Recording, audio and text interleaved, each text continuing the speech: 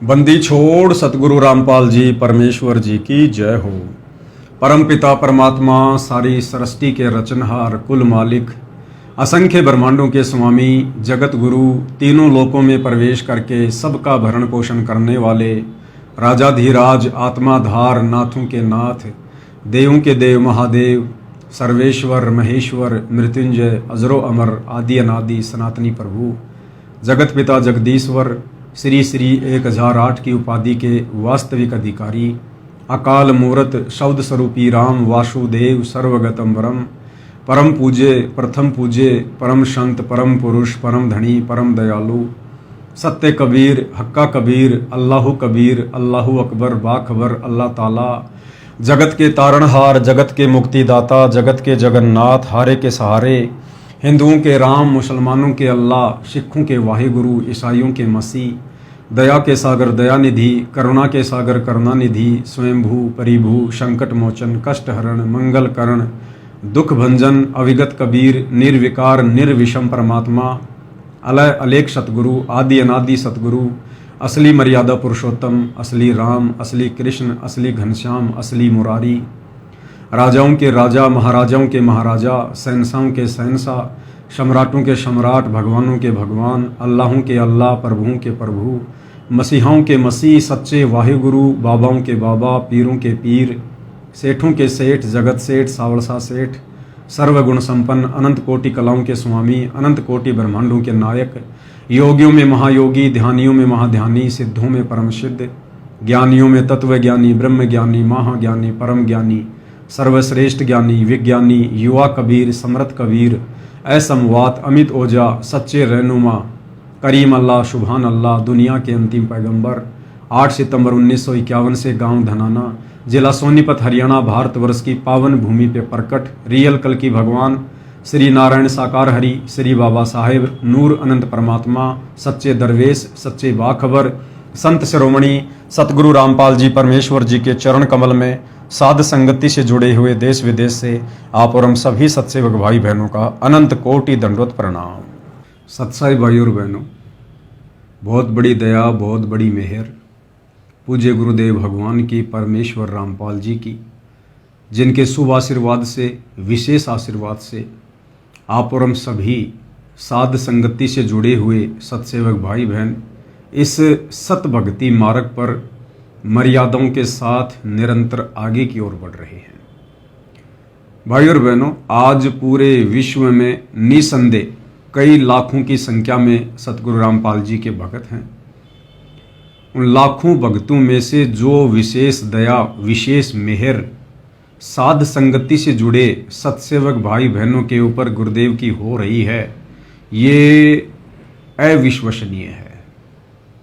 क्योंकि ये कलयुग की बिचली पीढ़ी का समय है, पूर्ण मोक्ष प्राप्ति का समय है।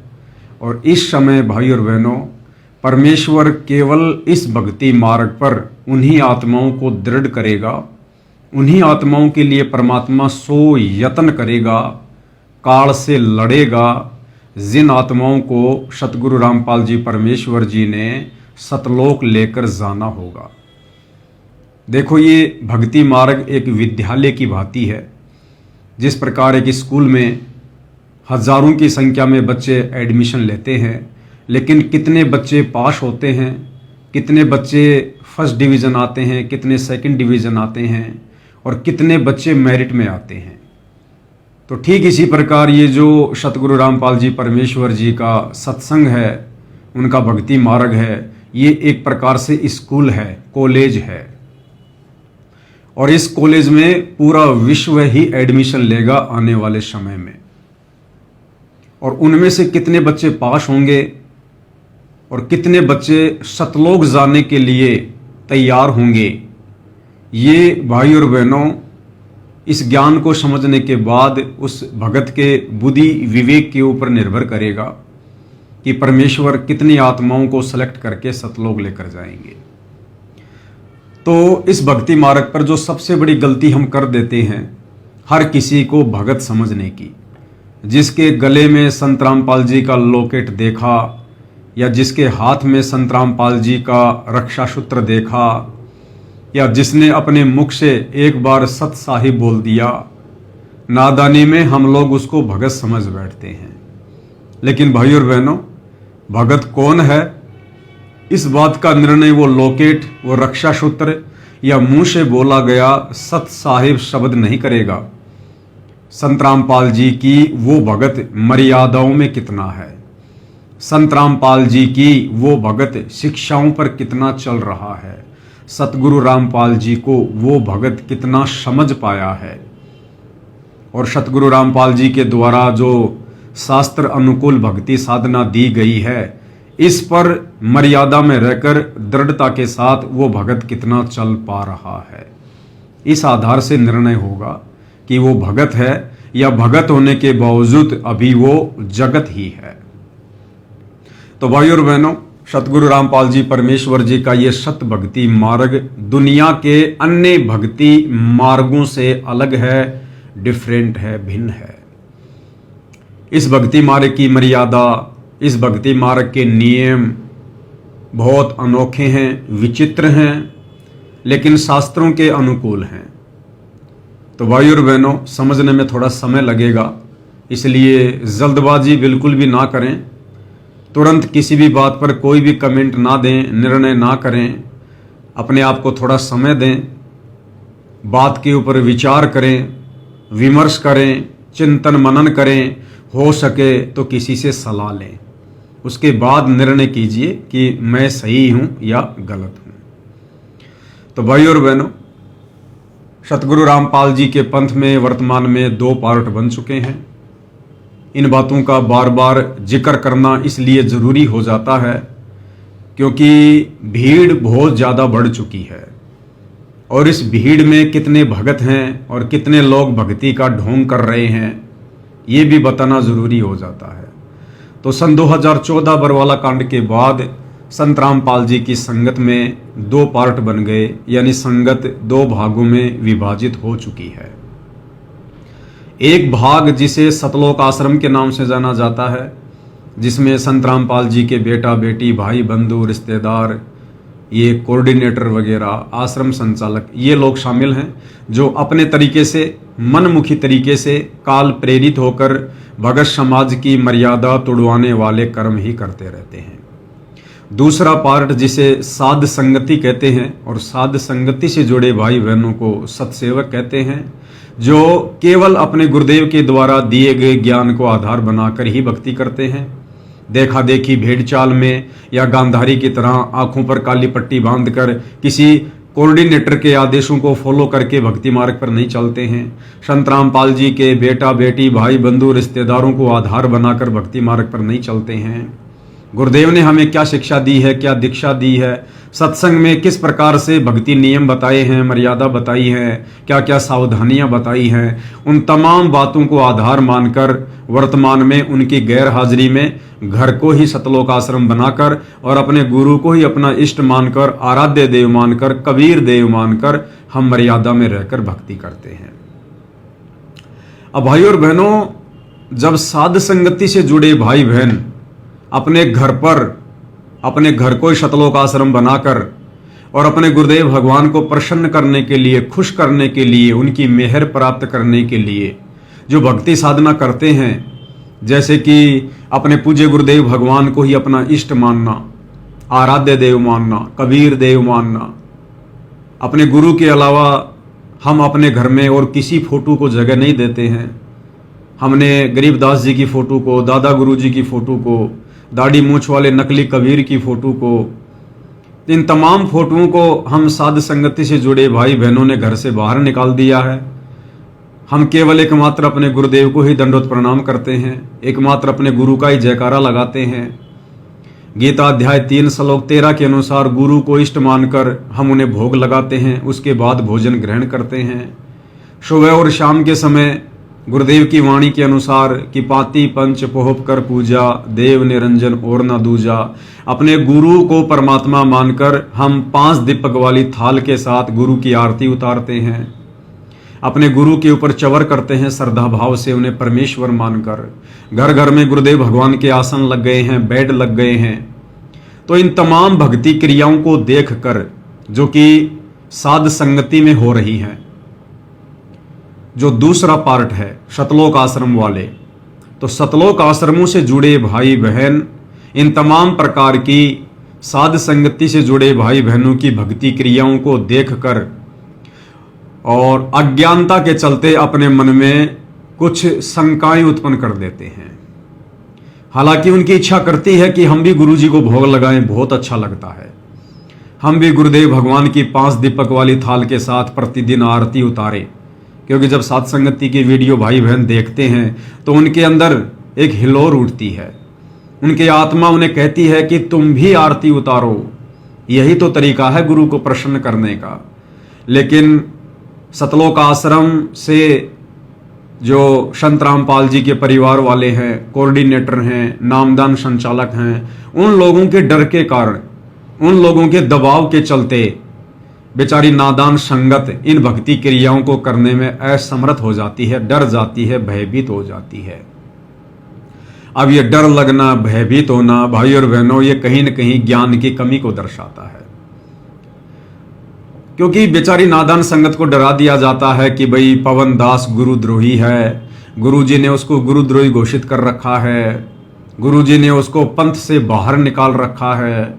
अगर तुम पवन दास के वीडियो देखोगे या पवन दास के अनुसार भक्ति क्रिया करोगे तो तुम्हारी मर्यादा खंड हो जाएगी, तुम्हारा नाम खंड हो जाएगा, तुम्हें आश्रम में आने नहीं दिया जाएगा, तुम्हें दूसरा नाम सतनाम नहीं दिया जाएगा, तुम्हें भी गुरुद्रोही घोषित कर दिया जाएगा, तुम्हारे नाम का एक पीला पर्चा निकाल दिया जाएगा। तो इस प्रकार से बेचारी नादान संगत को डरा दिया जाता है, धमका दिया जाता है। लेकिन उन तमाम आत्मा इस बात को स्वीकार करती है कि हाँ, हमने भी गुरुदेव की आरती उतारनी चाहिए, गुरुदेव के ऊपर चवर करना चाहिए, अपने एकमात्र गुरुदेव भगवान का ही जयकारा लगाना चाहिए, गुरुदेव के चरणों की सेवा करनी चाहिए, गुरुदेव के घर में बेड लगाने चाहिए। लेकिन वो डर के मारे चुप हो जाते हैं। और उसके बाद वो क्या करते हैं, जब हम सत्सेवक भाई बहन लाइव आते हैं तो वो नादान संगत जो सतलोक आश्रम वालों के पीछे आंखों पर काली पट्टी बांध के चल रही है, वो कमेंट्स करती है कि भाई हमने गुरुजी के सत्संग में सुना है जिसमें गुरुजी ने कहा है कि ये दास जितना बताए केवल उतना ही करो, इससे ज्यादा अपना दिमाग मत लगाओ। अगर तुम्हें ज्ञान समझ में आ गया हो या इस बात का विश्वास हो गया हो कि ये दास जो कह रहा है बिल्कुल सत्य है।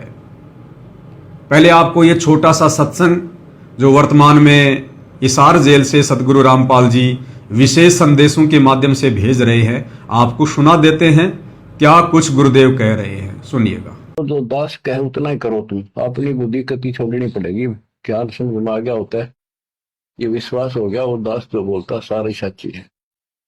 आप अपने तर्क वितर्क अपने अज्ञान के द्वारा मन में सोच सकते हो ऐसा कैसे ऐसा कैसे, ये आपकी बालक बुद्धि है, इसको त्यागना होगा। तो भाई और बहनों, सत्संग आपने सुना जिसमें पूज्य गुरुदेव भगवान सतगुरु रामपाल जी कह रहे हैं कि दास जितना कहे उतना ही करो, अपना दिमाग मत लगाओ।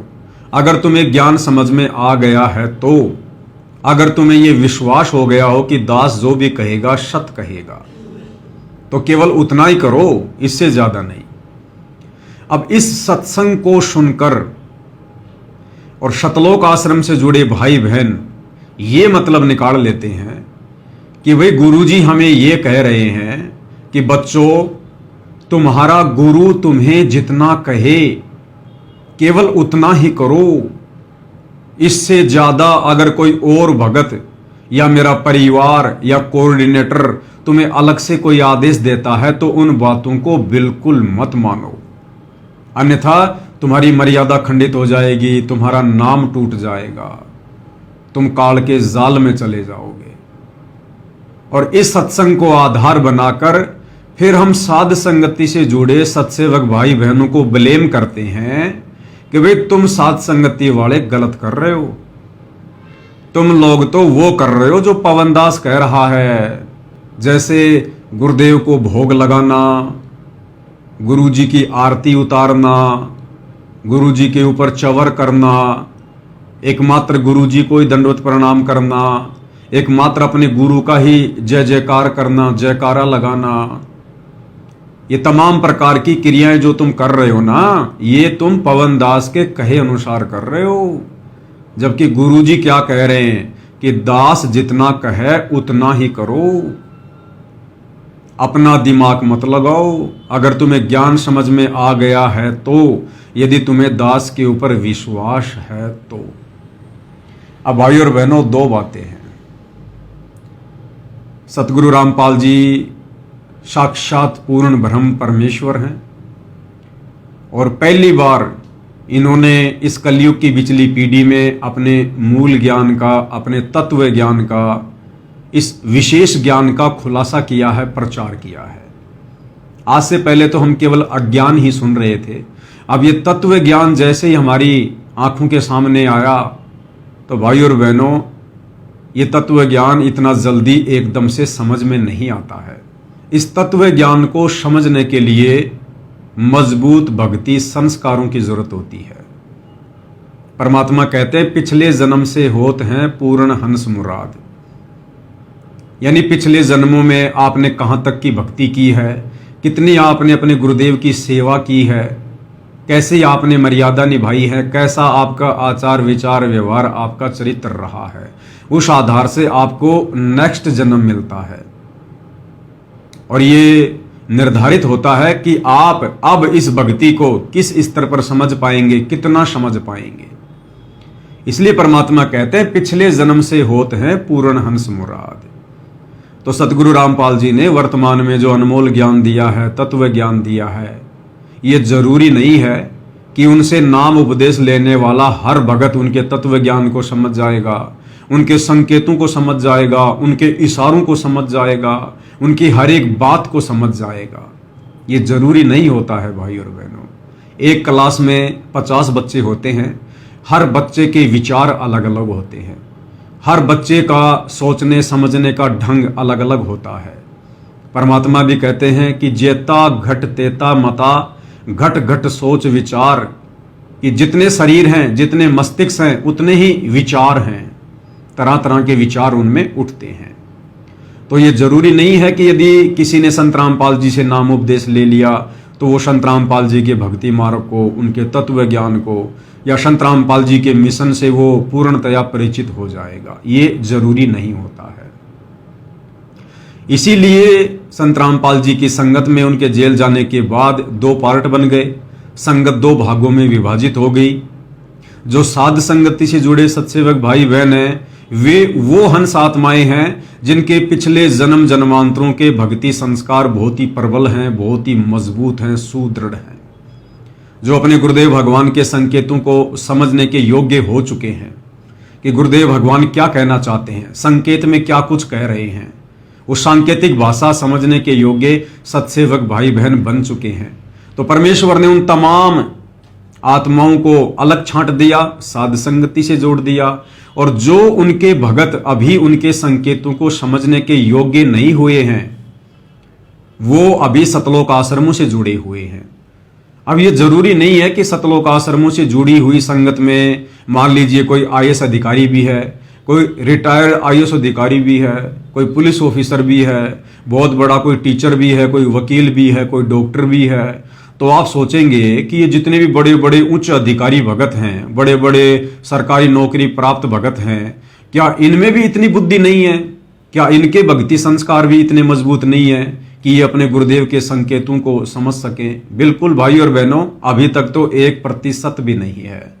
अगर उन बड़े बड़े दिखाई देने वाले भक्तों में 1% भी आध्यात्मिक क्षेत्र वाली कॉमन सेंस होती, देखो एक तो होती है सामाजिक कॉमन सेंस, तो सामाजिक कॉमन सेंस में तो ये लोग टीचर हैं, मास्टर माइंड है, इंजीनियर हैं, लेकिन आध्यात्मिक भक्ति मार्ग वाली कॉमन सेंस में चाहे वो बहुत बड़ा कोई अधिकारी क्यों ना है, अगर वो सतलोक आश्रमों से जुड़ा हुआ है तो उसमें 1% भी कॉमन सेंस नहीं है, 1% भी। तो भाई और बहनों, अब सतलोक आश्रमों से जुड़े वो भाई बहन फिर इस प्रकार के सवाल उठाते हैं कि भाई साध संगति वाले तो ये इस प्रकार की जो क्रिया कर रहे हैं, जो क्रिया कभी गुरुदेव ने करने को नहीं कही है, जैसे अपने गुरु को भोग लगाना, अपने गुरु के लिए बेड लगाना, अपने गुरु की आरती उतारना, एकमात्र अपने गुरु को दंडवत करना, एकमात्र अपने गुरु का जयकारा लगाना, भोजन के ऊपर संयम रखना, या जैसे विषय वासनाओं से दूर हो जाना। अगर मोक्ष चाहिए तो पहले जो हम पति और पत्नी के संबंध में थे, अब हमने भाई बहन के रिश्ते में आना पड़ेगा। बाहर का खाना खाना छोड़ना पड़ेगा। इन तमाम प्रकार की भक्ति क्रियाओं को जो केवल साध संगति में हो रही है, सतलोक आश्रमों से जुड़े नादान भाई बहन जब इन क्रियाओं को देखते हैं तो आत्मा तो स्वीकार करती है, लेकिन संत रामपाल जी के परिवार के दबाव में आकर अपने कोऑर्डिनेटरों के डर के मारे बेचारे इन क्रियाओं को करने से डरते हैं और फिर कमेंट्स करते हैं कि तुम लोग जो कुछ कर रहे हो वो तो पवन दास कह रहा है, गुरुजी नहीं कह रहे। गुरुजी ने तो कह दिया कि दास जितना कहे उतना ही करो, अपना दिमाग मत लगाओ। अगर तुम्हारे ज्ञान समझ में आ गया है तो, अगर तुम्हें यह विश्वास हो गया हो कि दास जो कह रहा बिल्कुल सत्य है। ऑडियो एक बार फिर से सुन लो भाई और बहनों, ताकि आगे का वीडियो आप अच्छे से समझ सको। सुनिए। तो जो दास कहे उतना ही करो तुम, अपनी बुद्धि कति छोड़नी पड़ेगी। ज्ञान समझ में आ गया होता है, ये विश्वास हो गया वो दास जो बोलता सारी सच्ची है। आप अपने तर्क वितर्क अपने अज्ञान के द्वारा मन में सोच सकते हो ऐसा कैसे ऐसा कैसे, ये आपकी बालक बुद्धि है, इसको त्यागना होगा। अब भाई और बहनों, तत्वदर्शी संत के सत्संग इतने सामान्य नहीं होते हैं कि आम भगत उनको समझ सके, उनको पकड़ सके कि संत अपने सत्संग के माध्यम से क्या कहना चाहता है। अब ये जो आपने विशेष संदेश सुना संत रामपाल जी का, अब भाई और बहनों, सतलोक आश्रम वालों के लिए इस सत्संग के मायने अलग हैं और साध संगति से जुड़े भाई बहनों के लिए इस सत्संग के मायने अलग हैं। जैसे गुरुदेव अपने सत्संगों में कहते हैं कि दास जब सत्संग करता है तो सुनने वाले जो श्रोता होते हैं वो नए भी होते हैं और पुराने भी होते हैं। तो उसी एक सत्संग को जो समान रूप से किया जा रहा है, वो नए भगत तो अपने हिसाब से पकड़ लेते हैं और जो पुराने भगत हैं वो अपने हिसाब से उसका अर्थ निकाल लेते हैं कि गुरुजी कहना क्या चाह रहे हैं। तो भाई और बहनों, ठीक इसी प्रकार वर्तमान में इसार जेल से जो विशेष संदेश सतगुरु रामपाल जी बाहर भेज रहे हैं, ये वाले सत्संग तो बहुत ही ज्यादा वीवीआईपी हैं, वीवीआईपी। इन सत्संगों को, इन विशेष संदेशों को समझना हर भगत के बस की बात नहीं है। विशेषकर सतलोक आश्रमों से जुड़े भाई बहनों के बस की बात तो बिल्कुल भी नहीं है। अगर इन सत्संगों को भी किसी ने समझा है तो केवल सत्सेवक भाई बहन है। तो जिस सत्संग को सुनाकर सतलोक आश्रम से जुड़े भाई बहन साध संगति से जुड़े भाई बहनों को ब्लेम करते हैं कि तुम तो पवन दास के अनुसार कर रहे हो, ऐसा बिल्कुल भी नहीं है। देखो भाई और बहनों, इस सत्संग को गुरुदेव ने दो प्रकार से समझाया है। सतलोक आश्रम से जुड़े नादान भगत भाई बहनों के लिए, नादान भगत भाई बहन मैं क्यों कह रहा हूं, क्योंकि जो भगत अपने गुरु को मानुष मानता है, अपने जैसा एक व्यक्ति मानता है, इंसान मानता है, मां के गर्भ से जन्म लेकर आया हुआ एक व्यक्ति मानता है, वो भगत नादान भगत की श्रेणी में होता है। जो अपने गुरु को इष्ट नहीं मानता, अपने गुरु को अपना आराध्य देव नहीं मानता, या अपने गुरु के अलावा किसी और को परमात्मा मानता है, तो वो नादान भगत की कैटेगरी में होता है। और ये सारे के सारे अवगुण सतलोक आश्रमों से जुड़े भाई बहनों में भरे पड़े हैं। क्योंकि सतलोक आश्रमों से जुड़े भाई बहन अपने गुरु को परमात्मा नहीं मानते। अगर अपने गुरु को परमात्मा मानते तो उन भक्तों के घरों में, उनके दरबार में, उनके गले के लॉकेट में और इन सतलोक आश्रमों में फिर गुरु के अलावा किसी और की फोटो नहीं होनी चाहिए। जैसे दाढ़ी मूछ वाले कबीर की फोटो, अगर आपने गुरु को कबीर मान लिया, इष्ट मान लिया, भगवान मान लिया, फिर दाढ़ी मूछ वाला कबीर कौन है भाई? फिर गरीबदास जी कौन है? फिर दादा गुरु जी कौन है? फिर पंडित चिदानंद जी कौन है, जिनकी फोटोएं आप अपने घरों पर रखते हो, अपने दरबार में रखते हो, जिन फोटोओं के आगे आप दंडवत करते हो, जोत जलाते हो, खड़े होकर आरती करते हो, फिर वो कौन है? परमात्मा तो एक है, भगवान तो एक है, इष्ट देव तो एक है। तो सतलोक आश्रमों से जुड़े भाई बहन अभी भी अपने गुरु को परमात्मा नहीं मानते। तो ये जो विशेष संदेश है जिसमें गुरुदेव कह रहे हैं कि आप उतना ही करो जितना दास कह रहा है, तो सतलोक आश्रम से जुड़े भाई बहनों के लिए संत रामपाल जी का यह कहना है कि ए नादान प्राणियों, गुरु को मानुष मानने वाले भक्तों, तुम केवल उतना ही करो जितना तुम्हारा गुरु कह रहा है, ये दास कह रहा है। संत रामपाल जी अपने आप को दास कहकर संबोधित कर रहे हैं कि ये दास जितना कह रहा है तुम उतना ही करो। क्यों? क्योंकि सतलोक आश्रम से जुड़े भाई बहन और संत रामपाल जी का परिवार संत रामपाल जी को दास मानता है, उन्हें भगवान नहीं मानता, उन्हें कबीर नहीं मानता, संत रामपाल जी को कबीर का दास मानता है, कबीर का भेजा हुआ अवतार मानता है, कबीर के द्वारा भेजी गई एक विशेष हंस आत्मा मानता है। इसलिए संत रामपाल जी सतलोक आश्रमों से जुड़े भाई बहनों को ये कह रहे हैं, अपने आप को दास कहते हुए, कि ये दास यानी तुम्हारा गुरु जितना कह रहा है तुम उतना ही करो। अगर इससे ज्यादा मेरे परिवार के कहने पे करोगे, किसी कोऑर्डिनेटर के कहने पर करोगे, किसी नामदान संचालक के कहने पर करोगे, तो तुम्हारी मर्यादा टूटेगी, तुम्हारी मर्यादाएं खंड खंड हो जाएंगी और तुम भक्ति मार्ग से नीचे गिर जाओगे। क्योंकि अभी तुम्हारा बौद्धिक विकास उस स्तर का नहीं है कि तुम अपने गुरु के संकेतों को समझ सको और अपनी भक्ति को बचा सको। इसलिए तुम केवल इतना ही करो जितना ये दास अर्थात तुम्हारा गुरु कह रहा है। लेकिन भाई और बहनों, आश्रमों से जुड़े भाई बहन उतना भी नहीं कर रहे जितना कि इसार जेल से संत रामपाल जी कह रहे हैं। संत रामपाल जी के इस सत्संग की भी ढंग से पालना आश्रमों से जुड़े भाई बहन नहीं कर रहे हैं। अगर करते तो बताओ फिर संत रामपाल जी ने कब कहा कि भाई धनाना गांव में संगत के दान धर्म से तकरीबन 1 करोड़ रुपए की लागत से एक बैडमिंटन खेलने का स्टेडियम बना दो, ताकि धनाना गांव के बच्चे बैडमिंटन खेलें, अपना समय बर्बाद करें, अपने श्वासें बर्बाद करें। बताओ संत रामपाल जी ने किस सत्संग में कहा, किस पुस्तक में कहा, या सतलोक आश्रम के अंदर आने वाले किस ऑडियो वीडियो में कहा? कब कहा संत रामपाल जी ने कि बैडमिंटन का स्टेडियम बनाना चाहिए? तो ये नादान संगत तो उतना भी नहीं कर रही जितना गुरु इनको आदेश दे रहा है। फिर इन्होंने क्या किया? हरियाणा के जाट आरक्षण में लाखों भक्तों को बैठा दिया। भक्तों के ज्योति पाठ और दान का पैसा जाट आरक्षण संघर्ष समिति को चंदे के रूप में दिया गया। आम जाट आरक्षण में मैं अध्यक्षता रोहतक जिले का, जब इसने हमारे साथ महाराज ने साथ दिया था तो इसने मारते ही 25 लाख रुपए दिए थे उस टाइम पे।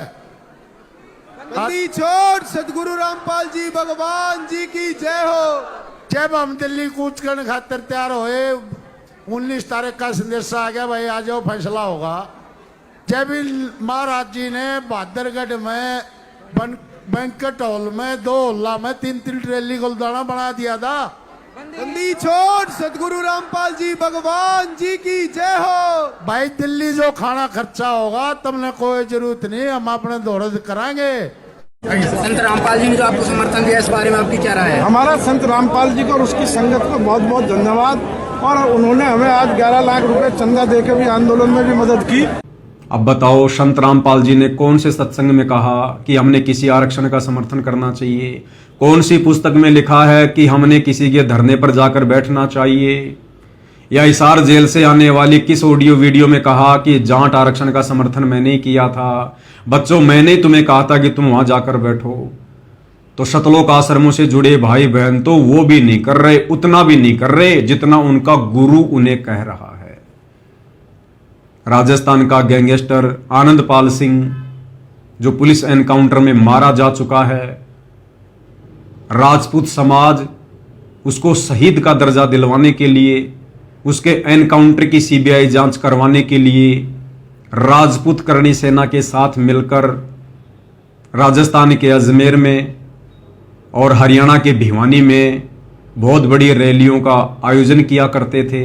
और उन रैलियों में सतलोक आश्रम से जुड़े संत रामपाल जी के परिवार ने, कोऑर्डिनेटरों ने नादान संगत को हजारों की संख्या में बैठा दिया। और राजस्थान के अजमेर की राजपूत करणी सेना की रैली में तो सतलोक आश्रम सोजत वालों ने 5 लाख रुपए भी चंदे के रूप में दिए। जयपुर में सरकार ने वादा किया था और उसके लिए भी मैं समर्थन पत्र लेके पहुंचा था। प्रेस कॉन्फ्रेंस में वो समर्थन पत्र हमने सौंपा था कि फर्जी एनकाउंटर की सीबीआई जांच का संत रामपाल जी के लाखों अनुयायी समर्थन करते हैं।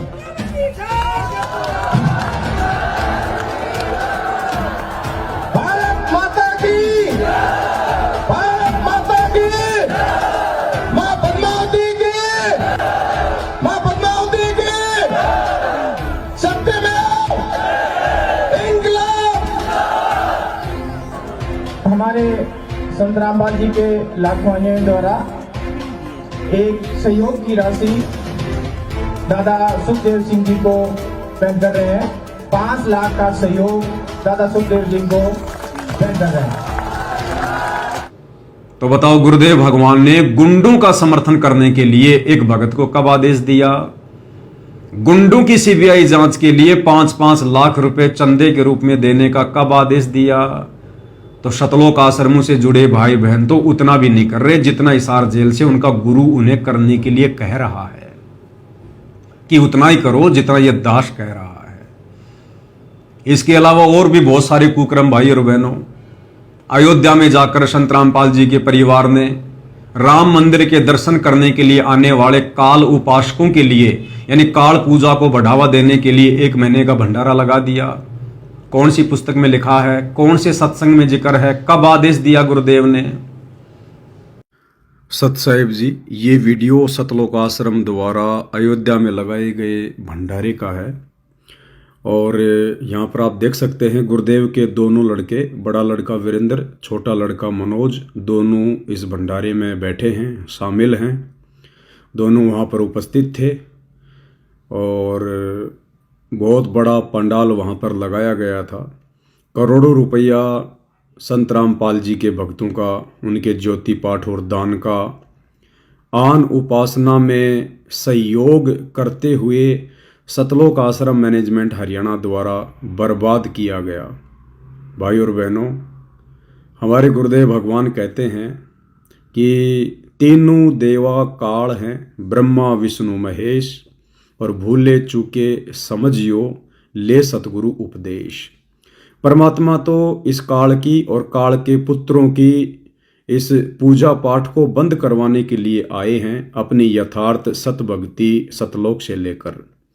परंतु यहाँ पर सतगुरुदेव भगवान का कलयुगी परिवार, उनके बेटा बेटी, भाई बंधु, रिश्तेदार, संगत में बड़े बड़े भगत समझे जाने वाले लोग, ये सभी लोग सतगुरु रामपाल जी के ज्ञान को और सतगुरु रामपाल जी के मिशन को ना समझकर अपनी मनमानियां करते हुए आज गुरुदेव भगवान की गैर हाजिरी में इन्होंने वो कुकर्म किया है, वो भक्ति विरुद्ध कर्म किया है, जिसके लिए शायद ही परमात्मा इन लोगों को क्षमा करें। क्योंकि ये सबसे बड़ा काल का जाल है, राम और कृष्ण की भक्ति। दुनिया वालों को तो ज्ञान नहीं है, इसलिए श्री राम मंदिर को देखने के लिए और वहाँ पर भंडारा वगैरह लेने के लिए दुनिया उमड़ पड़ी अयोध्या में। लेकिन सतगुरु रामपाल जी के परिवार को तो इस बात का पता था कि हमारे गुरुदेव भगवान तो श्री राम और श्री कृष्ण की पूजा के बिल्कुल विपरीत हैं, विरुद्ध हैं। वे तो श्री राम और श्री कृष्ण की अन्य 33 करोड़ देवी देवताओं की पूजा पाठ को बंद करवाना चाहते हैं। यही तो उनका मिशन है कि पूरा विश्व कबीर परमेश्वर की भक्ति करे, सतगुरु रामपाल जी से उपदेश ले। लेकिन इसके बावजूद भी इन लोगों ने अपने धार्मिक धंधे को बनाए रखने के लिए, क्योंकि भाई और बहनों, इन लोगों को पता है यदि हमने बीजेपी सरकार का समर्थन नहीं किया तो हमारा धार्मिक धंधा नहीं चल पाएगा, हमारे सतलोक आश्रम नहीं चल पाएंगे। इसलिए ये लोग बीजेपी नेताओं की चापलूसी करते हैं, नेताओं को खुश करने का प्रयास करते हैं और इस प्रकार के कार्यक्रम रखकर देवी देवताओं के निमित्त आन उपासना में सहयोग करते हुए ये अपने कार्यों को बीजेपी सरकार के ध्यान में लाना चाहते हैं कि जी देखो हम बीजेपी सरकार के साथ में हैं, हम श्री रामचंद्र जी की भक्ति के खिलाफ नहीं हैं, अयोध्या में जो श्री राम मंदिर बना है हम उसके खिलाफ नहीं हैं, ताकि बीजेपी सरकार हमसे खुश रहे और हमारा धार्मिक धंधा इसी प्रकार से चलता रहे। उसके लिए चाहे परमात्मा की मर्यादा टूटे, चाहे भक्ति नष्ट हो, चाहे भगत भाई बहनों के दान का दुरुपयोग हो, चाहे भगत भाई बहनों की मर्यादा टूटे, इन्हें इन बातों से कोई लेना देना नहीं, क्योंकि ये सभी लोग जो गुरुदेव के परिवार वाले हैं, बड़े बड़े कोऑर्डिनेटर हैं, ये सभी लोग पहले से ही काल की गोद में बैठे हुए हैं। इन्हें सतगुरु की भक्ति से और मर्यादाओं से कोई मतलब नहीं है। इनकी बुद्धि अभी परमेश्वर के तत्व ज्ञान को समझने योग्य नहीं हुई है। तो बाकी संगत से हमारी प्रार्थना है कि बाकी संगत तो कम से कम अपने परमात्मा के मिशन को समझे। अरे यदि हम लोग इसी प्रकार से आन उपासना में भंडारे लगा के सहयोग करते रहेंगे तो भाई भला दुनिया आन उपासना कैसे छोड़ेगी, क्यों छोड़ेगी, क्यों सतगुरु रामपाल जी की भक्ति की तरफ अग्रसर होगी। अपने खुद के भगत भाई बहनों को तो नीचे जमीन पर बैठाकर भंडारा करवाते हैं और यहाँ इन जगत वालों को कैसे टेबल कुर्सी वगैरह लगाकर, इनको बूफे लगाकर भोजन करवाया जा रहा है। ये भी इनके दोगले चरित्र को दर्शाता है। तो भाई और बहनों, ज्योति पाठ का पैसा आपका और आप ही का जूता आप ही के सिर पर मारा जा रहा है। आप ही के दान धर्म का सरेआम आपके कर्म फुड़वाने के लिए दुरुपयोग किया जा रहा है। अयोध्या में भंडारा लगाना काल के पुत्रों के निमित्त, ये मैं समझता हूँ सतगुरु रामपाल जी परमेश्वर जी के सर में इन लोगों ने जूते मारे हैं। अब आप कितने लोग अपने गुरुदेव भगवान के सर में जूते मारने के पक्ष में हैं, अब ये आप देखिएगा, अपने बुद्धि विवेक से देखिएगा। आगे आप लोगों ने क्या करना है आप स्वयं निर्णय लें। आपको भक्ति करनी है या भक्ति के नाम पे ड्रामेबाजी करनी है और अपने दान धर्म का दुरुपयोग करवाकर आपको अपने कर्म फुड़वाने हैं, या फिर जब तक गुरुदेव भगवान हिसार जेल से नहीं आते हैं तब तक घर बैठकर अपनी भक्ति करें, ज्ञान को आधार बनाएं, गुरु को भगवान माने, साथ संगति की वीडियो देखते रहें। अन्यथा जैसा बीज बोओगे समय आने पर वैसा ही परिणाम मिलेगा। सत साहिब। सोनीपत के गोहाना में जाटों की धर्मशाला का 5वां फ्लोर बनाने के लिए संत रामपाल जी के परिवार ने 1 करोड़ रुपया दान कर दिया। कौन से सत्संग में आदेश दिया गुरु जी ने, कौन सा भक्ति विधान में लिखा हुआ है? क्या यह कदम नई उम्मीद और समर्पण का परिचायक है? इस दान से महासभा को जाट भवन के निर्माण में महत्वपूर्ण मदद मिलेगी। बहुत बढ़िया जी काम हो रहा है। ये बहुत सच्ची पूछो तो हमने जिस दिन नींव टकी उसी दिन हमारी सोच बदल गई थी, हम भी कुछ सहयोग कराएंगे जी। तो हमारी एक कमेटी बनी हुई है जी वहाँ आश्रम के अंदर जी। तो हमने गुरु जी से प्रार्थना करी, हम कोई भी काम करते हैं तो गुरु जी से प्रार्थना करके करते हैं। ठीक है। गुरु जी ने आदेश दिया भी जो तारा मन में वो कर दो। गुरु जी ने आदेश दिया भी जो तारा मन में वो कर दो। गुरु जी ने आदेश दिया भी जो तारा मन में वो कर दो। गुरु जी ने आदेश दिया भी जो तारा मन में वो कर दो। तो क्या मन में आई है आप ही बताइए। बिला एक बिल्डिंग बनाया उनकी, अच्छा फ्लोर 1 बना दो जी। और ऐसी मटेरियल डालते हैं जी हम जी। आप कभी आश्रम में आगे देखिए धनाना धाम में, अच्छा तो बहुत ही मजबूत है, हर चीज 1 नंबर की। अच्छा। 2 नंबर की चीज हमारे पास नहीं मिलेगी, खाने में भी नहीं मिलेगी। तो ये तो मटेरियल है जी, मटेरियल है। तो हमारी एक सोच है हम इस ऊपरली बिल्डिंग को हमारे गुरु जी के आदेश से हम इसको बनवाने के लिए आए। तो जाट महासभा जो काम कर रही है उससे प्रभावित होके आप ये बात कह रहे हैं ना? बिल्कुल प्रभावित होके। अन्नपूर्णा जैसी मुहिम जिसमें कई करोड़ों के मोटर और पाइप दे दिए गए, ये फ्री में देना संत रामपाल जी ने कौन से सत्संग में कहा है? कई जगत वालों के 15-15 लाख में 10-10 लाख में मकान बना दिए गए। संत रामपाल जी ने कौन से सत्संग में कहा है कि आपने इस प्रकार से लोगों के मकान बनाने हैं? संत रामपाल जी तो भिखारी को भी 1 नया रुपया देने से मना करते हैं, भिखारी को भी मकान बनाकर देने से मना करते हैं, भिखारी को भी जा जाकर भोजन खिलाने से मना करते हैं। अगर आप परोपकार करना चाहते हैं, आपके दिल में दया है प्राणियों के प्रति, तो मानव शरीरधारी प्राणी को मनुष्य जीवन प्राप्त करवा दे।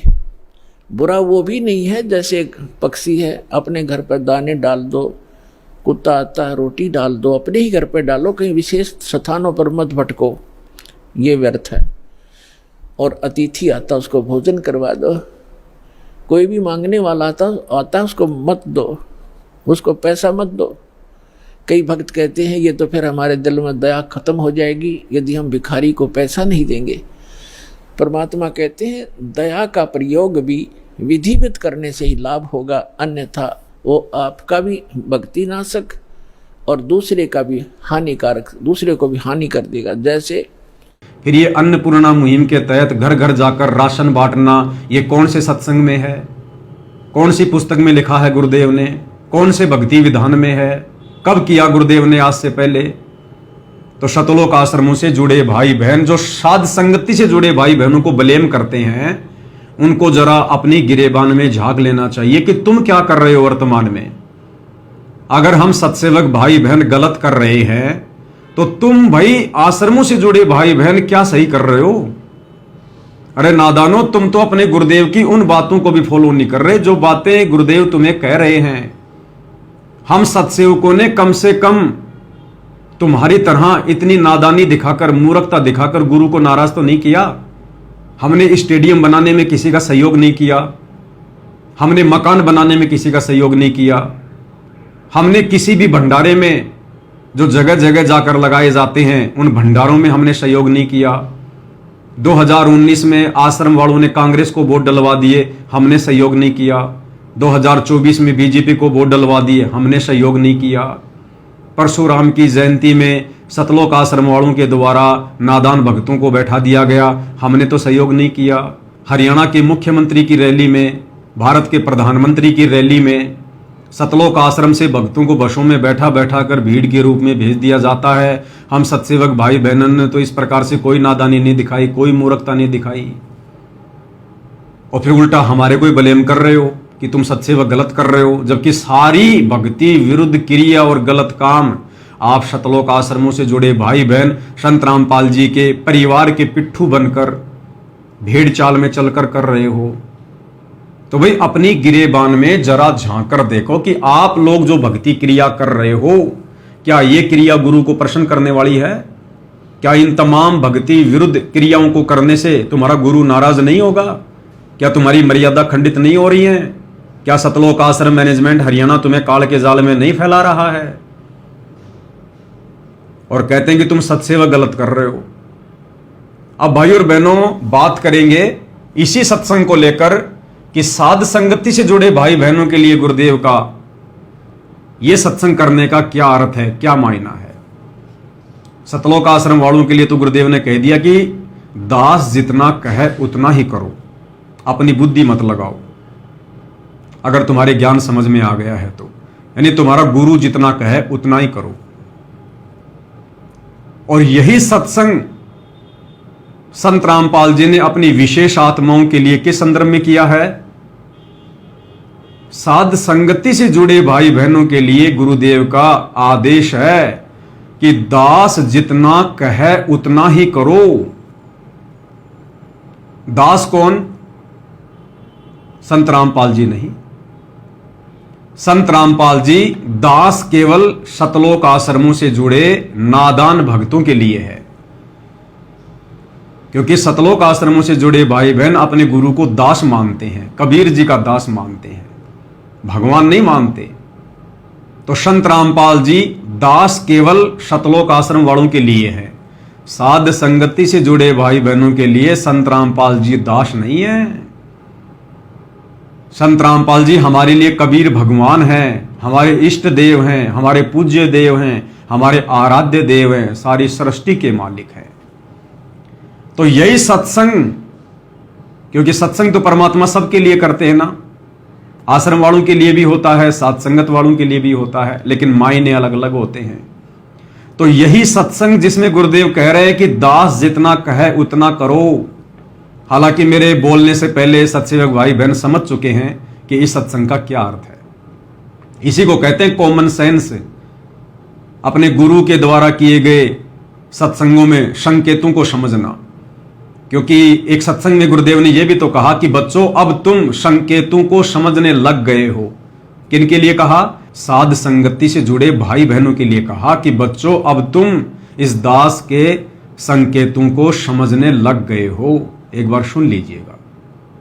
यानी कुछ देर भी पूरे संत की संगत में आ जा तो ऐसे गजब की बातें बताते हैं वो क्योंकि संत तो बैठते मालिक की चर्चा करेगा, और ऐसी बात का अगर जो अगले के खटके तो अवश्य आत्मा पकड़ जाती है। जो कोयल के बच्चे होते हैं अपनी माँ की बोली तुरंत समझ जाते हैं, एक बार बोलते ही कान खड़े हो जाते हैं उनके, दूसरे बोल पड़ती है तो उड़कर चल पड़ते हैं।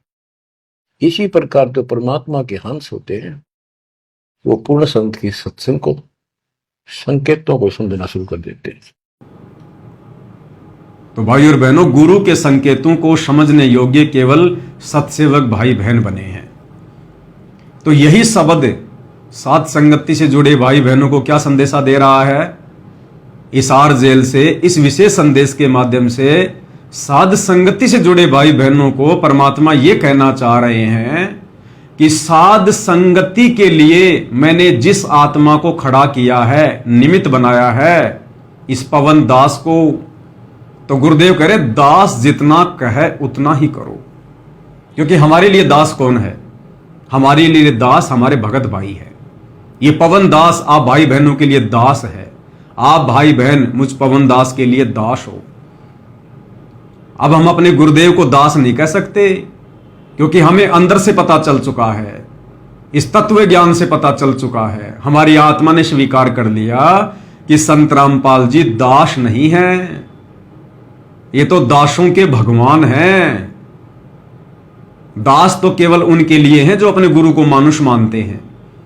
तो यहां गुरुदेव के द्वारा यह कहना कि दास जितना कहे उतना ही करो, तो साध संगति से जुड़े भाई बहनों के लिए गुरुदेव का संकेत है कि इस भक्ति मार्ग पर संगत को दो भागों में विभाजित करके और अपनी विशेष आत्माओं को जो मैंने साध संगति से जोड़ दिया है और साध संगति में संदेशे देने के लिए जिस आत्मा को निमित्त बनाया है, वो मेरा दास यानी ये पवन दास जितना तुम्हें संदेशा दे, जितना तुम्हें कहे, केवल तुम उतना ही करो।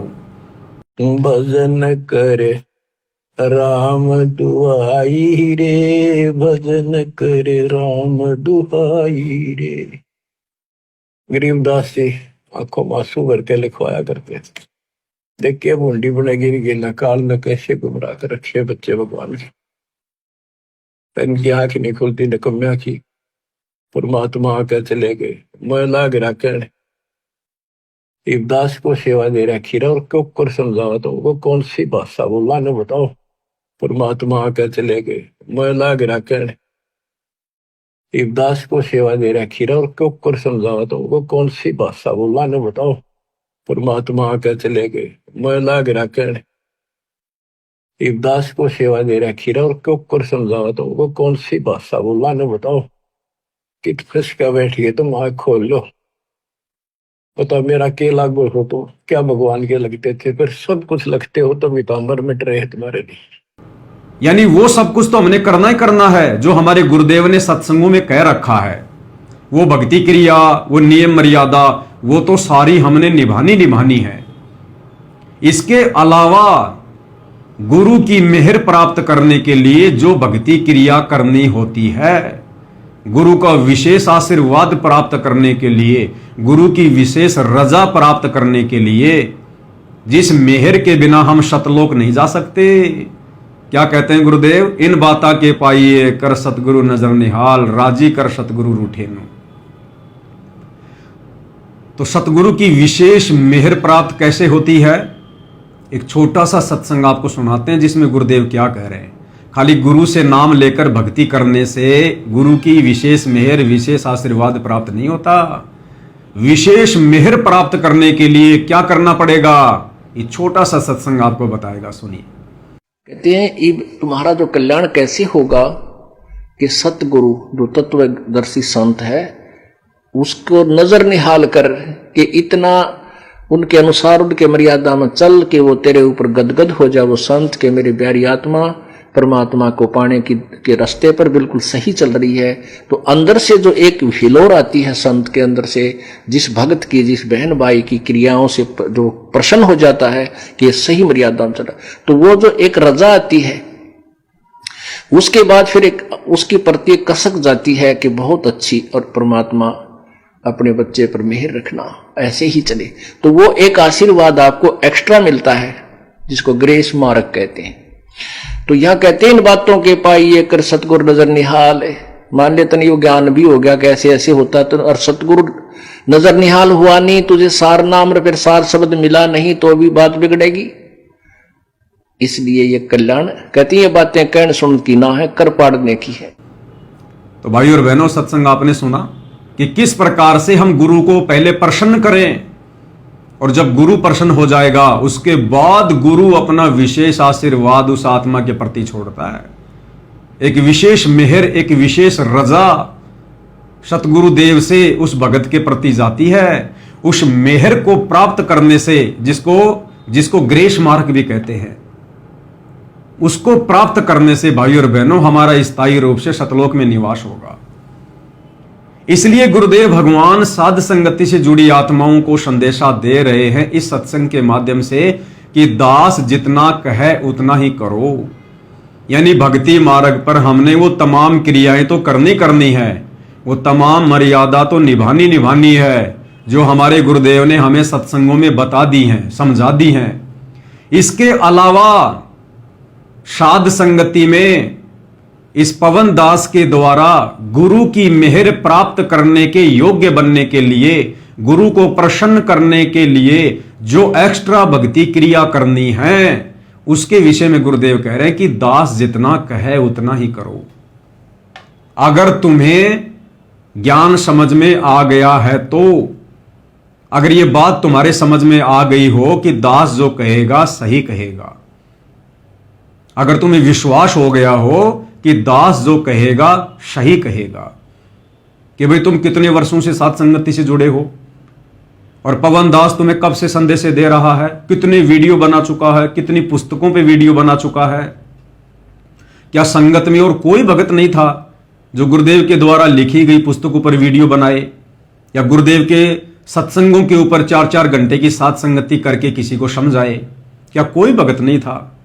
तो सतगुरु रामपाल जी ने इस दास को साध संगति के निमित्त कर्ता के रूप में खड़ा किया, एक नौकर के रूप में, एक सेवक के रूप में खड़ा किया, और दास को माध्यम बनाकर परमात्मा ने सारी भक्ति क्रिया साध संगति से जुड़े भाई बहनों को समझवाई, गुरु की मेहर प्राप्त करने वाली। जैसे सर्वप्रथम साध संगति से शुरू हुआ कि भाई हम अपने गुरु को अपने जैसा मानुष मानना छोड़ दें। सबसे पहले साध संगति में ही सतगुरु रामपाल जी का 8 सितंबर के दिन प्रकट दिवस मनाना शुरू हुआ। उसके बाद से सतलोक आश्रम वालों ने 8 सितंबर का दिन मनाना शुरू किया, उनके जन्मदिन के रूप में, ना कि प्रकट दिवस के रूप में। तो सबसे पहले संदेशा किसके माध्यम से दिया गया? साध संगति के माध्यम से। सबसे पहले कबीर का जून के महीने में प्रकट दिवस मनाना, यह कहां से बंद हुआ? साध संगति के माध्यम से। क्योंकि जब गुरु को प्रकट हुआ मान लिया, गुरु को परमात्मा मान लिया, फिर उस नकली कबीर दाढ़ी मूंछ वाली फोटो का प्रकट दिवस क्यों मनाएंगे? तो वो भी साध संगति के माध्यम से बंद हुआ। उसके बाद अपने गुरुदेव भगवान की आरती, यदि आप स्वस्थ हैं, समय है, तो खड़े होकर कीजिए। हम पहले उन पत्थरों के आगे भी तो खड़े होकर आरती किया करते थे श्रद्धा भाव से, और हाथ में भक्ति बोध लेकर आरती करना शुरू कीजिएगा। ये मोबाइल से आरती करना संपूर्ण विधि नहीं है। ये तो केवल विशेष परिस्थितियों में परमात्मा ने तीनों समय की आरती ऑडियो वीडियो में डाल के दी है, रोजाना करने के लिए नहीं। तो खड़े होकर और हाथ में भक्ति बोध लेकर भक्ति करना कहां से शुरू हुआ? साध संगति से शुरू हुआ। उसके बाद अपने गुरु को इष्ट मानकर, परमात्मा मानकर, गीता अध्याय 3 श्लोक नंबर 13 के अनुसार घर घर में गुरु जी को बड़ी भोग की आरती के साथ भोग लगना कहां से शुरू हुआ? साध संगति से शुरू हुआ। उसके बाद अपने गुरु को अपना इष्ट मानकर, परमात्मा मानकर, और जो संकेत गुरुदेव ने संध्या आरती की शुरुआत में छुपा रखा है कि पांति पंच पोहप कर पूजा, देव निरंजन और न दूजा, यानी अपने गुरु को अपना इष्ट मानकर और 5 दीपक वाली थाल के साथ उनकी आरती उतारनी चाहिए। यह संकेत आपको कहां से मिला? इसकी शुरुआत कहां से हुई? साध संगति से हुई। उसके बाद केवल अपने गुरुदेव को ही दंडवत प्रणाम करना, अन्य किसी को नहीं करना। अपने गुरुदेव का ही जयकारा लगाना, अन्य किसी का नहीं लगाना। इन तमाम भक्ति क्रियाओं की शुरुआत कहां से हुई? साध संगति से हुई। और वर्तमान में भक्ति मार्ग पर हम कैसे सफल हों, कैसे हमें दृढ़ता मिले, कैसे हमारे भाव बने, जो तमाम नई नई भक्ति क्रियाएं जिनसे गुरु प्रसन्न होता है, कहां से शुरू हो रही है? साध संगति से। इसलिए गुरुदेव भगवान इस विशेष संदेश में कह रहे हैं कि दास जितना कहे उतना ही करो, क्योंकि मैंने इस पवन दास को खड़ा कर रखा है। और अब ये पवन दास जिसने पिछले 10 वर्षों में तुम लोगों को कभी भटकाया नहीं, तुम लोगों से कभी झूठ नहीं बोला, तुम लोगों को कभी ठगा नहीं, तुम लोगों को कभी भ्रमित नहीं किया, केवल तुम लोगों के सामने वीडियो बना बना के मेरी पुस्तकों के ऊपर, मेरे सत्संगों के ऊपर केवल तुम्हें दृढ़ ही करने का काम किया है। इसलिए गुरुदेव कह रहे हैं कि अगर तुम्हें विश्वास हो गया हो कि दास जो कहेगा सही कहेगा, तो अब इस भक्ति मार्ग पर साध संगति से जुड़कर वैसा ही करो, उतना ही करो जितना ये दास कहे, ये पवन दास कहे। और पवन दास क्या कहेगा? जो सतगुरु रामपाल जी का आदेश होगा, जो उनके सत्संगों में होगा और जो उनके सत्य प्रेरणा होगी। इससे ज्यादा दास ने ना कुछ आपको पहले कभी कहा, ना कभी दास आपको आगे कहेगा। क्योंकि परमात्मा जिस आत्मा को खड़ा करता है, उस आत्मा के ऊपर परमात्मा अपना पूर्ण आशीर्वाद बख्श देता है। इसलिए भाई और बहनों, गुरुदेव के इस सत्संग के 2 मायने हैं, 2 आधार हैं। सतलोक आश्रम वालों के लिए दास का अर्थ है संत रामपाल जी, क्योंकि ये लोग अपने गुरु जी को दास मानते हैं, भगवान नहीं मानते हैं, कबीर जी का भेजा हुआ दास मानते हैं। और साध संगत वालों के लिए दास का अर्थ है ये पवन दास, आप सत्सेवक भाई बहनों का नौकर, आप लोगों का सेवक, जो सतगुरुदेव के आदेश से आप लोगों की सेवा में हमेशा हाजिर रहता है। अब सतलोक आश्रमों से जुड़े भाई बहन जिन भक्ति क्रियाओं को लेकर विरोध जताते हैं कि भाई तुम साध संगत वाले तो जो भक्ति क्रिया कर रहे हो ना, जैसे आरती उतारना, गुरुदेव को भोग लगाना, गुरुदेव के ऊपर चवर करना, ये मनमाना आचरण है, गुरुजी ने तो कभी नहीं बताया, तुम लोग तो पवन दास के अनुसार चल रहे हो। तो भाई और बहनों, आप और हमें तो पता चल ही गया है कि हम पवन दास के अनुसार चल रहे हैं, या पवन दास जो गुरुदेव के सत्संगों के अनुसार बताता है, भक्ति मार्ग के अनुसार बताता है, हम वो कर रहे हैं। अब भाई और बहनों, बात ऐसी भी नहीं है कि जो भक्ति क्रिया हम सत्सेवक भाई बहन कर रहे हैं, या जो ये पवन दास आप भाई बहनों को बताता है, सतलोक आश्रम से जुड़े भाई बहन भी अपनी अंतरात्मा से तो ये स्वीकार करते हैं कि पवन दास जो कह रहा बिल्कुल सही है। अगर गुरु के हृदय में जगह बनानी है, सतलोक का अधिकारी बनना है, गुरु को प्रसन्न करना है, तो ये तमाम भक्ति क्रिया करनी ही पड़ेंगी। लेकिन उनके कमजोर भक्ति संस्कार, जिस कारण से वो डर जाते हैं, भयभीत हो जाते हैं कि हम कुछ गलत ना कर बैठे, उनके अंदर इतनी दृढ़ता नहीं है, विश्वास की कमी है। और ये लोग केवल ईर्ष्या भाव में आकर पवन दास का विरोध करते हैं, केवल ईर्ष्या भाव में आकर, बाकी ज्ञान आधार से नहीं। अभी आश्रम से जुड़े भाई बहन किस बात का विरोध करते हैं कि ये पवन दास 5 दीपक वाली थाल के साथ में सुबह शाम गुरुजी की आरती उतारता है, सत्सेवक भाई बहनों को भी उतारने के लिए कहता है, जो कि गलत है, ये सही नहीं है, ये गुरुजी के आदेशों के खिलाफ है, इससे आप लोगों की मर्यादाएं टूट चुकी हैं। तो इन सतलोक आश्रमों से जुड़े नादान भाई बहनों को जब हम सत्सेवक भाई बहन अपने गुरु को इष्ट मानकर उनकी आरती उतारते हैं तो इनको गलत लगता है। और भाई और बहनों, आपने देखा होगा संत रामपाल जी के मान सम्मान के कार्यक्रम में आजकल क्या हो रहा है। आपको गांव धीरणवास का, गांव डाया हिसार का मान सम्मान का कार्यक्रम का एक वीडियो दिखाता हूं। और अब तो यह भी क्लियर हो चुका है कि यह तमाम कार्यक्रम कौन आयोजित करता है। गांव वाले तो करते नहीं, सतलोक आश्रम वाले करते हैं। तो संत रामपाल जी के उन कार्यक्रमों में, उन सत्संगों में जब संत रामपाल जी की फोटो को स्टेज पर लाया जाता है तो वो गांव की लड़कियां थाल में दीपक रखकर संत रामपाल जी के मुकुट पर फूलों की वर्षात करते हुए और एक थाल हाथ में लेकर उसमें दीपक रखकर आरतियां उतार रही हैं। वो लड़कियां संत रामपाल जी की आरती उतार रही हैं। अरे वही क्रिया तो हम कर रहे हैं, हम सत्सेवक भी तो वही कर रहे हैं। वो लड़कियां भी गुरु की आरती उतार रही हैं, हम सत्सेवक भी अपने गुरु की आरती उतार रहे हैं। तो उन लड़कियों के द्वारा जो आरती उतारी जा रही है, और आरतियां कौन उतरवा रहे हैं? यही सतलोक आश्रम वाले उतरवा रहे हैं। गुरु जी के दोनों बेटे भी वहां होते हैं, गुरु जी का भाई भी होता है, ये सतलोक आश्रम वाली संगत भी वही होती है। उस समय ये लोग कोई विरोध नहीं करते, इन लोगों को बिल्कुल भी बुरा नहीं लगता है, बल्कि बहुत अच्छा लगता है और जयकारे लगाते कि देखो जगत वालों ने भी संत रामपाल जी को परमात्मा मान लिया, भगवान मान लिया, उनकी आरती उतार रही है लड़कियां।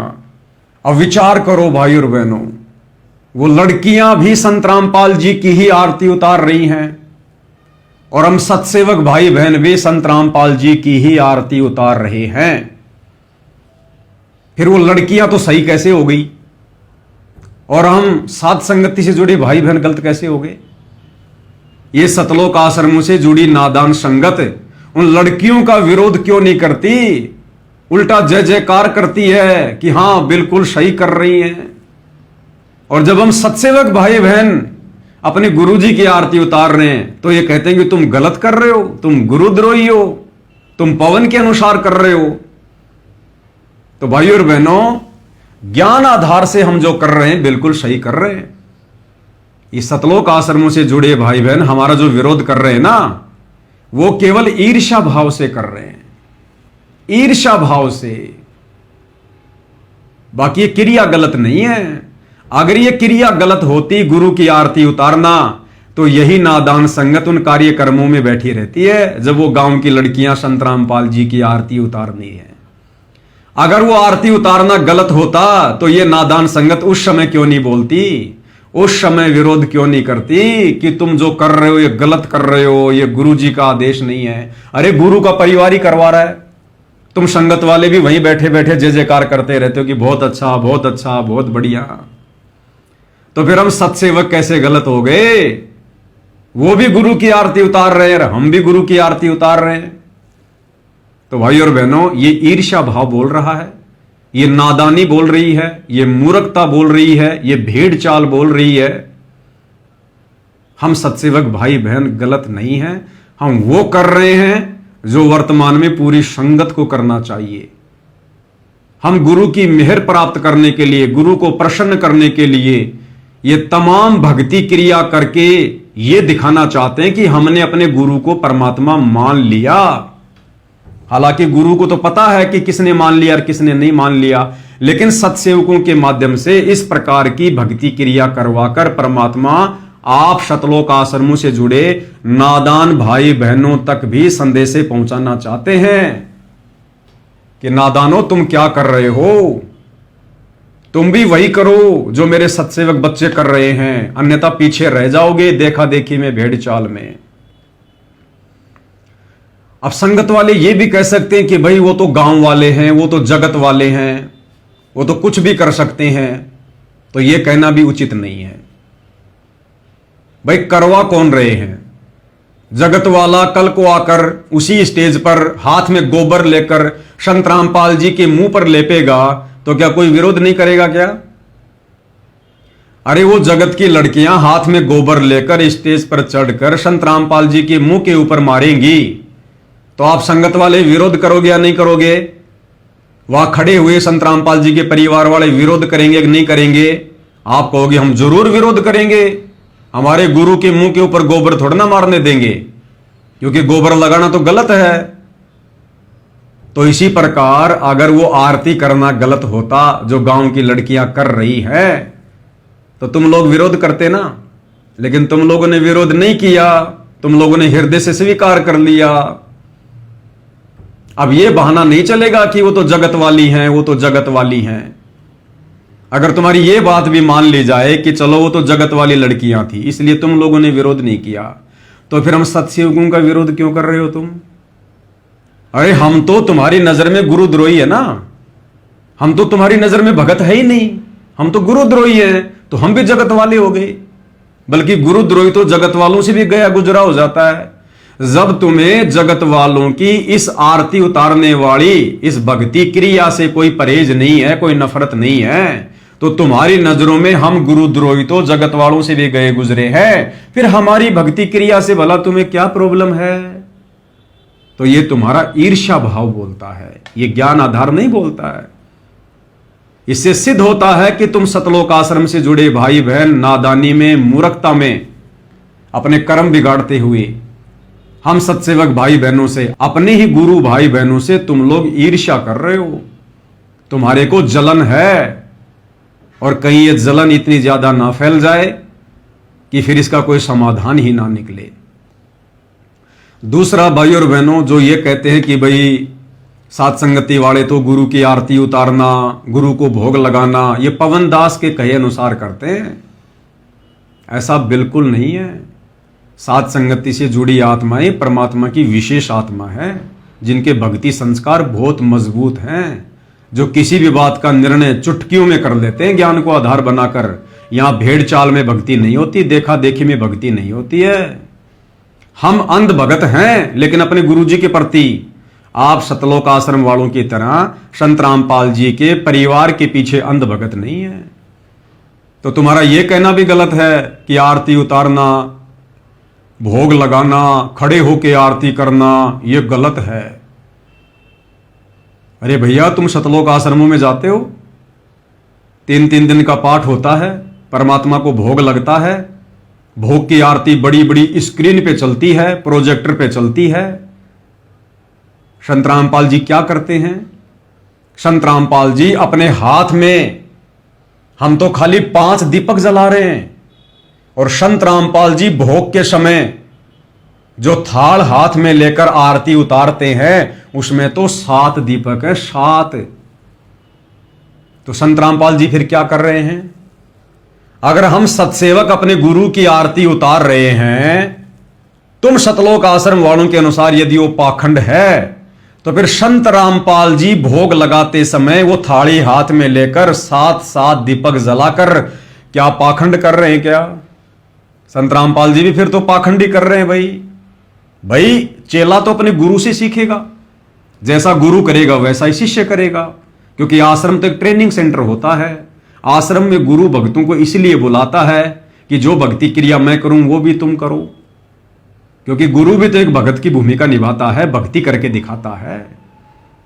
अगर हम सत्सेवक भाई बहन पाखंड कर रहे हैं गुरु की आरती उतार कर, तो संत रामपाल जी भी सतलोक आश्रम में भोग के समय अपने गुरु के आगे आरती उतारकर पाखंड कर रहे हैं। भाई अगर हम सत्सेवक भाई बहन अपने गुरु को भोग लगाकर पाखंड कर रहे हैं, तो संत रामपाल जी भी भोग के समय आरती करके खड़े होके चवर करना, थाल लेके आरती घुमाना, भोग की आरती करना, फिर तो संत रामपाल जी भी पाखंडी कर रहे हैं। भाई फिर तो संत रामपाल जी से भी तुम लोग नफरत करो, संत रामपाल जी को भी छोड़ दो फिर तुम लोग, क्योंकि जो पाखंड संत रामपाल जी कर रहे हैं वो ही पाखंड हम सत्सेवक कर रहे हैं।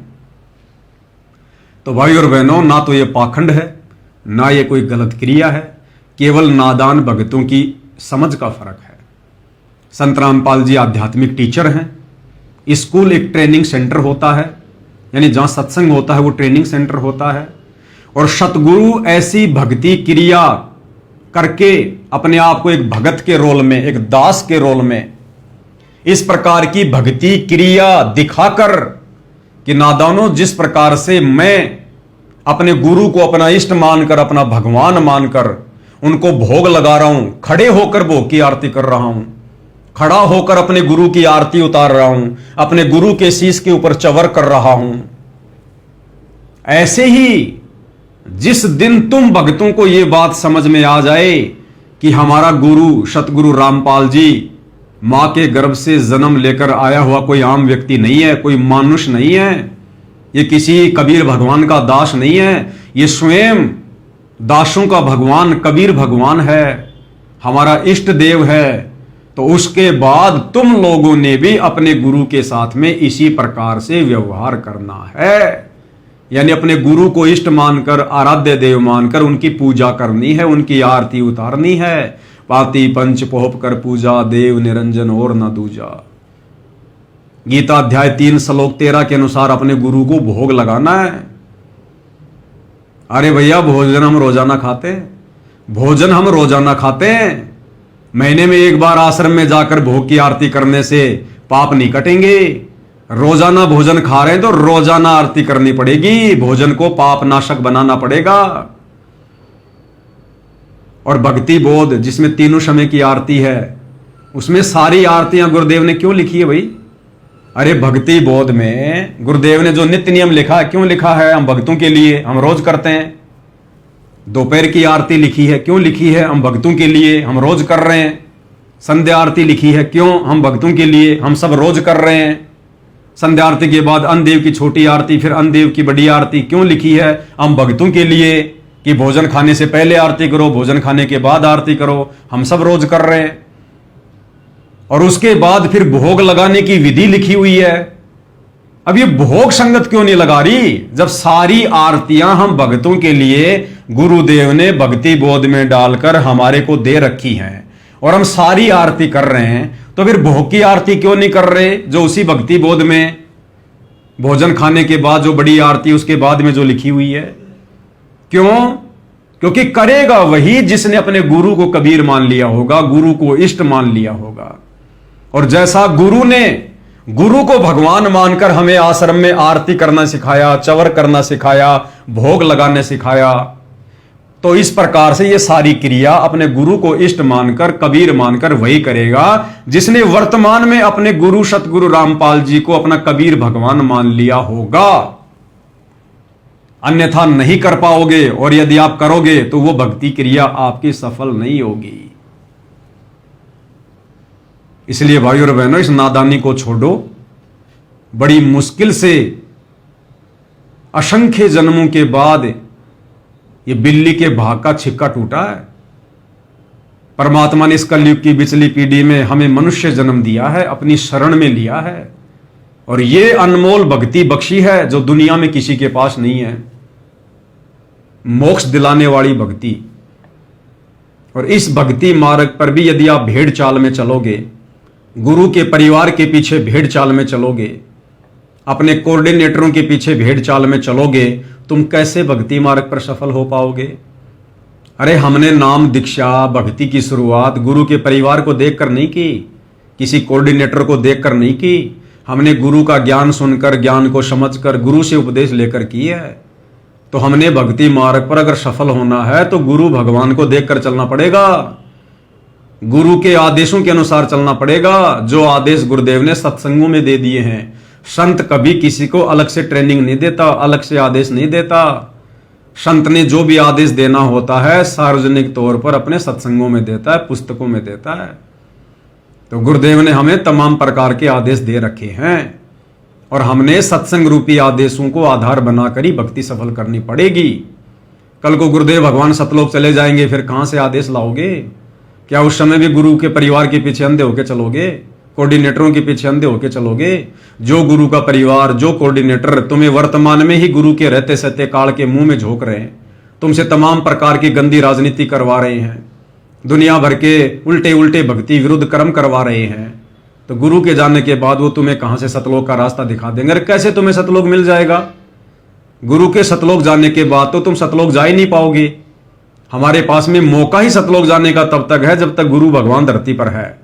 तो हमने तो इस कदर भक्ति करनी है, इस कदर गुरु को समर्पित होना है, इस कदर मर्यादाओं में रहना है, इस कदर हमने गुरु को राजी करना है। राजी कर सतगुरु रूठे नू, कि सतगुरु रामपाल जी भगवान धरती पर रहते सहते हम आत्माओं को सतलोक में भेज दे, हमारा शरीर छुड़वा दे।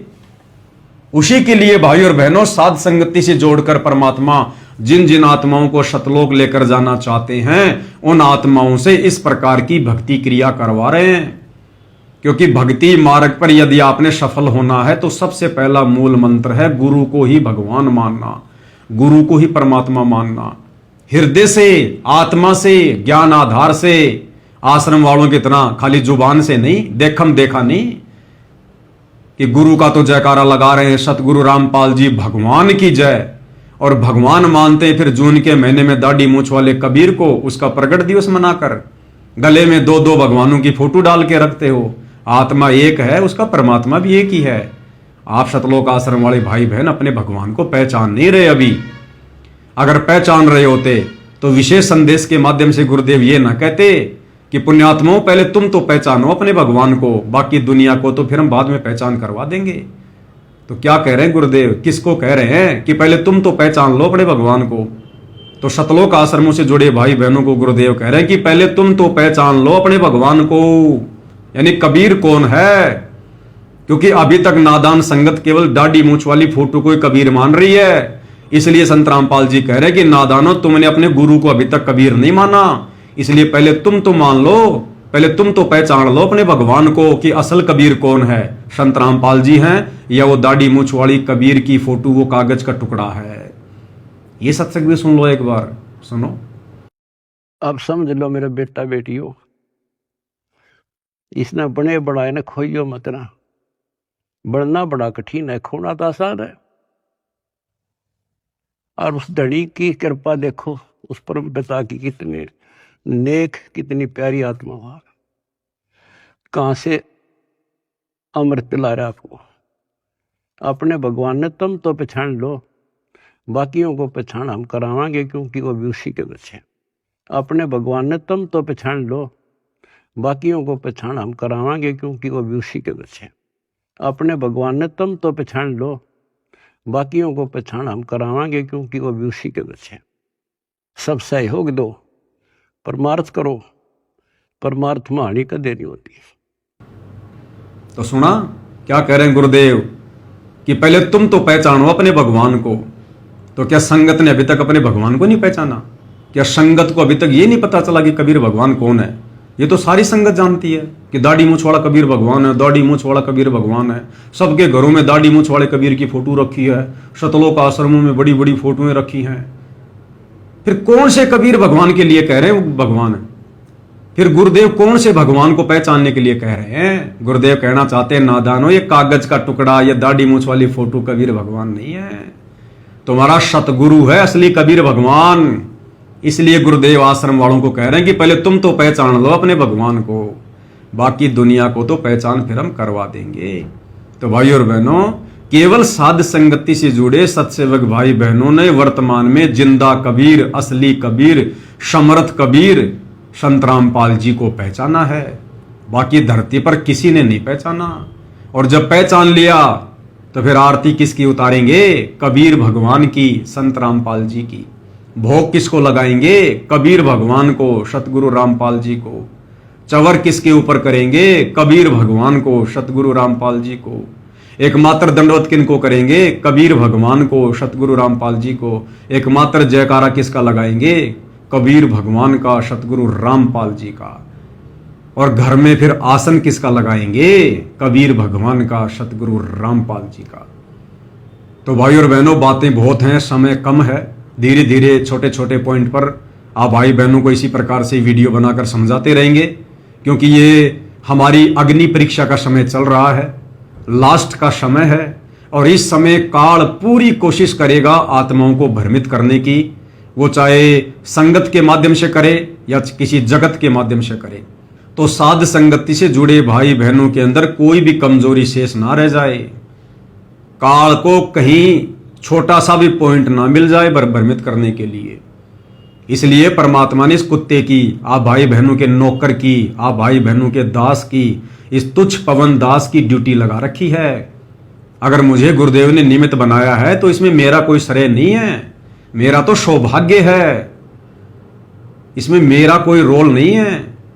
जब परमात्मा 650 साल पहले और एक भैंसे राम को निमित्त बना सकते हैं वेद मंत्र बोलने के लिए, तो मैं तो फिर भी एक इंसान हूं, जिंदा जागता हूं, उनका भगत हूं। अब यदि गुरुदेव ने मुझ पवन दास को खड़ा किया है, निमित्त बनाया है, तो भाई और बहनों, इसमें मेरा कोई श्रेय नहीं है, मेरा कोई रोल नहीं है। ये तो गुरुदेव भगवान की अपनी मौज, अपनी मर्जी। जब 650 साल पहले 64 लाख भक्तों को निमित्त ना बनाकर और एक भैंसे को निमित्त बना दिया वेद मंत्र बुलवाने के लिए, तो ये तो गुरुदेव भगवान की अपनी मर्जी है। मैं तो उनकी नौकरी कर रहा हूं, आप भाई बहनों की सेवा में, आप भाई बहनों की नौकरी कर रहा हूं। मुझे इस बात का कोई घमंड नहीं है, कोई अहंकार नहीं है। और जिस दिन आ गया उस दिन भैया मेरे जैसे नौकर भगवान के पास में अरबों खरबों है, कमी नहीं है। वो तो मिट्टी के डले को उठाकर अपना काम करवा देगा, उसे भक्तों की भी जरूरत नहीं है। तो भाई और बहनों, आप और हमने केवल भक्ति मार्ग पर आगे बढ़ना है। और भक्ति मार्ग पर आगे बढ़ने वाली बातें चाहे कोई गधा बताए, चाहे कोई पवनदास गधा बताए, हमने तो अच्छी बातों को ग्रहण करना है और जो गलत बातें हैं उनको छोड़ देना है। तो भाई और बहनों, इस प्रकार से हमने भक्ति मार्ग पर निरअभिमानी होकर, निसंशय होकर आगे बढ़ना है, निसंशय होकर। तो भाई और बहनों, आज के इस वीडियो में केवल इतना ही। परमेश्वर आगे कोई सेवा देंगे, भाई बहनों की सेवा में जरूर हाजिर होंगे। तब तक सतगुरुदेव भगवान हम सबको आज्ञा दें, आशीर्वाद दें, सद्बुद्धि दें। बंदी छोड़ सतगुरु रामपाल जी परमेश्वर जी की जय हो।